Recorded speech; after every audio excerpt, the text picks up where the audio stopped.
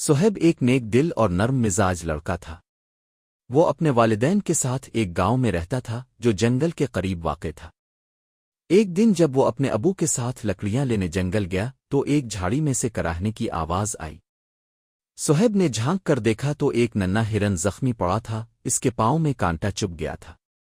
ابو نے کہا، بیٹا، ہمیں جلدی واپس جانا ہے۔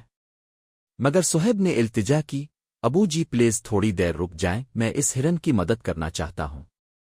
ابو نے اجازت دی۔